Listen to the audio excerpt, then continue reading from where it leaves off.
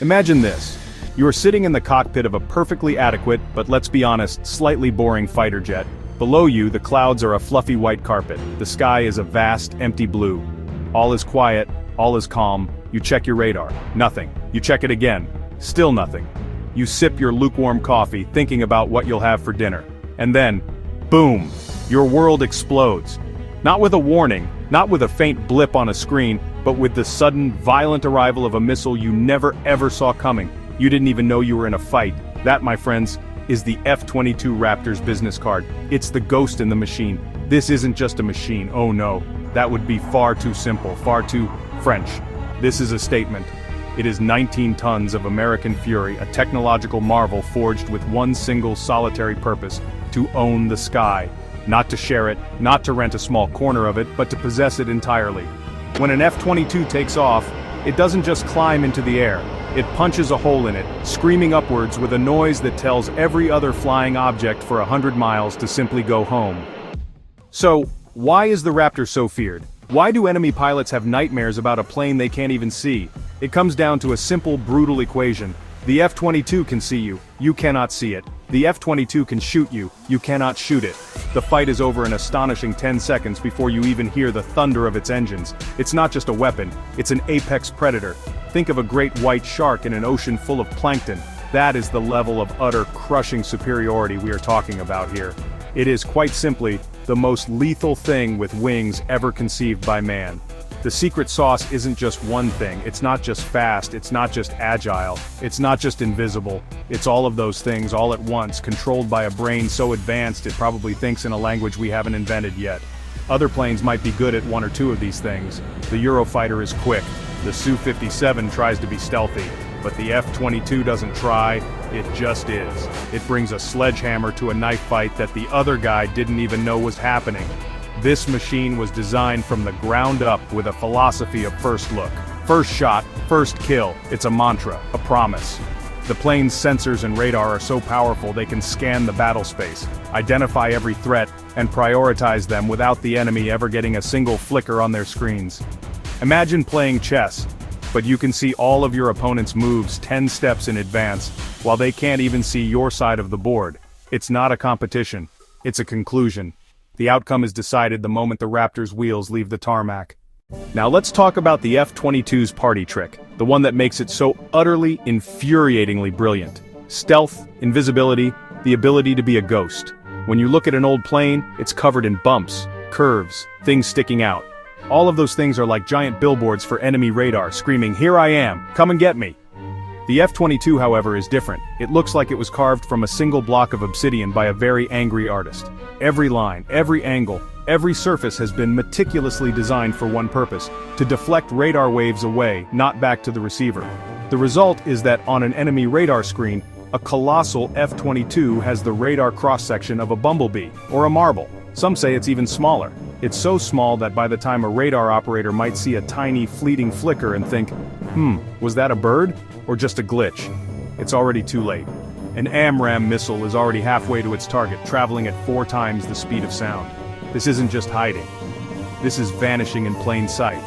A magic trick performed at 50,000 feet with the highest possible stakes. And it's not just the shape. The very skin of the aircraft is a work of genius. It's coated in a special radar-absorbent material, or RAM. This stuff is top-secret voodoo-level technology that literally soaks up radar energy like a sponge soaks up water. So, the few radar waves that aren't deflected by the plane's incredible shape are then swallowed by its skin. The result is almost total radio frequency silence. It's like shouting into a pillow. The F-22 flies in its own bubble of perfect deadly quiet. Even the engines are designed for stealth. The exhaust nozzles are two-dimensional flattened rectangles. This isn't for looks, although it does look menacingly cool. This design helps to cool the exhaust gases rapidly and shield the intense heat from infrared sensors below. So it's not just invisible to radar, it's also incredibly difficult to spot with heat-seeking systems. You can't see me, you can't hear me, you can't feel me? It is the ultimate ambush predator, a technological phantom that haunts the skies. Alright, so it's invisible. But is it fast? Asking if an F-22 is fast is like asking if space is big. It's a ridiculous question. This thing is monumentally, blisteringly quick. Most fighter jets can go fast, yes, but they have to use something called an afterburner. This is basically pouring raw fuel into the engine's exhaust. It gives you a massive kick of power. It drinks fuel like a sailor on shore leave, and lights up the back of your plane like a Christmas tree for every heat-seeking missile in a 100-mile radius. It's a desperate, last-ditch move. The F-22, however, is different. It has a trick called supercruise. This means it can fly at supersonic speeds, over Mach 1.5 without using its afterburners. Let that sink in. It can cruise for enormous distances at speeds that other jets can only manage in short, frantic bursts. This is a complete game changer. It means the Raptor can get to the fight faster, stay in the fight longer, leave the fight faster, all while remaining fuel efficient and relatively cool. It dictates the pace of any engagement. It decides when the fight starts and when it ends. When it does decide to light the candles, though, oh boy. With both Pratt and Whitney F-119 engines on full afterburner, the F-22 unleashes about 70,000 pounds of thrust. That is more power than the entire starting grid of a Formula One race. It allows the Raptor to accelerate vertically, just pointing its nose at the sky and going up like a rocket. The sheer, unadulterated power is staggering. It can outrun, outclimb, out-accelerate basically anything it comes up against. This combination of supercruise and raw power gives its pilot an enormous energy advantage. In air combat, speed is life. It's potential energy. It means you can choose your moment. You can engage or you can decide not to. You can climb above your enemy or dive below them in the blink of an eye. So it's invisible and it's faster than a speeding bullet. But can it turn? Can it dance? Many fast planes like the MiG-25 Foxbat were brilliant in a straight line but turned like a container ship. The F-22, however, is a gymnast, a ballerina, a figure skater with switchblades for skates. It has agility that shouldn't be possible for a machine its size and speed. This is thanks to thrust vectoring. The engine nozzles can move up and down independently. The pilot can direct monumental thrust not just forwards but to help turn the plane. That lets the Raptor do maneuvers that'd rip the wings off lesser jets. It can make incredibly tight turns, pancake flat in the air, or hang almost motionless before pointing its nose a new way. It can point its nose, and weapons, at an enemy while not flying directly at them. That's high angle of attack. The F-22 masters it. Imagine a dogfight, two planes in a turning circle. A normal jet pilot uses wings and rudder. The F-22 pilot can do that and use engine thrust to wrench the nose around, like a fist fight where someone can suddenly bend an arm backward to land a punch. It's an unfair advantage. When it's time to get down to business, the F-22 doesn't hang weapons outside. It keeps missiles and bombs in internal weapons bays.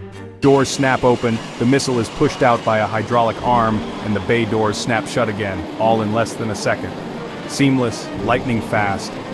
Invisibility kept up until the moment of attack. What's it like to sit inside one of these things? You might expect a dizzying array of 1,000 switches, dials, gauges like in an old Cold War bomber, but you'd be wrong. The cockpit of the F-22 is surprisingly clean, almost minimalist. There are no old-school analog dials. Instead, the pilot is presented with a suite of large, full-color liquid crystal displays. This is where the Raptor's brain, its powerful computers, comes into play. It doesn't just throw raw data at the pilot, it fuses it. This is called sensor fusion. From its own incredibly powerful radar, from other friendly aircraft, from satellites, from ground stations, from everywhere, and then combines it all into one simple, easy-to-understand picture. The pilot doesn't see a radar screen with confusing blips. They see a single, godlike view of the entire battle space. Friendly, blue symbols, unknown, yellow, enemies, red. It tells the pilot exactly what each target is, how fast it's going, how much of a threat it is. The plane does the hard work, leaving the pilot free to be a tactician, not a technician. Pilots who have flown the Raptor describe it as an almost out-of-body experience. More like playing a video game where you have all the cheat codes enabled. So how does our hero stack up against the competition? Let's be blunt, it doesn't. The competition isn't in the same league, it's not even playing the same sport. Visual. Side-by-side silhouettes. F-22 Eurofighter Typhoon Su-57. Take the Eurofighter Typhoon, a magnificent piece of European engineering. It's fast, it's agile, it's a superb dogfighter, but it's not stealthy. Against an F-22, the Typhoon pilot is effectively blind. The Raptor would detect it from over 100 miles away. The Raptor would launch a missile. The Typhoon pilot would have no idea what hit him. Then you have the Russians. They have the Sukhoi Su-57. which they call a fifth-generation stealth fighter. And it looks the part, all angular and modern. But dig a little deeper and the cracks appear. Reports suggest its stealth capabilities are nowhere near the level of the F-22. Its engines, its radar, its build quality. In wargame simulations, the results are always the same. A handful of F-22s will systematically dismantle entire squadrons, without taking a single loss. The kill ratios are often reported to be over 100-0. Even America's other fifth-generation fighter, the F-35 Lightning II, plays a different role. The F-35 is a brilliant, multi-role jack of all trades. Ground attack, intelligence gathering, air-to-air combat. It's a flying supercomputer. The F-22 is a specialist. It is the master of one trade, air-to-air dominance. The F-35 is the quarterback, seeing the whole field and calling the plays. The F-22 is the unstoppable linebacker whose only job is to smash anything that comes its way. They work together. But for pure, unadulterated air superiority, the Raptor is the king. This isn't arrogance, it's just a statement of fact backed by billions of dollars of research and development. The F-22 was designed with such a massive technological leap. Decades after its first flight, nothing has truly caught up. It's like it arrived from the future. Undisputed, undefeated, unparalleled. For many years, the F-22 was like a prize fighter who never had to step into the ring. Its reputation was so immense, its capabilities so far beyond anything else, that it served as a powerful deterrent just by existing. The first confirmed air-to-air kill for the F-22 came in February 2023. And the target was not a sophisticated enemy fighter jet, it was a balloon, a Chinese high-altitude surveillance balloon that had drifted across the entire United States. While it might sound comical, it was a perfect demonstration of the Raptor's capabilities. The balloon was flying at over 60,000 feet, an altitude where many jets struggle to operate. The F-22 climbed effortlessly. The pilot, call sign Frank01, fired a single AIM-9X Sidewinder. The missile streaked upwards, and the result was a tiny puff as the balloon's envelope shredded. It was a clean, precise, and utterly flawless kill performed at the very limits of aerodynamic flight.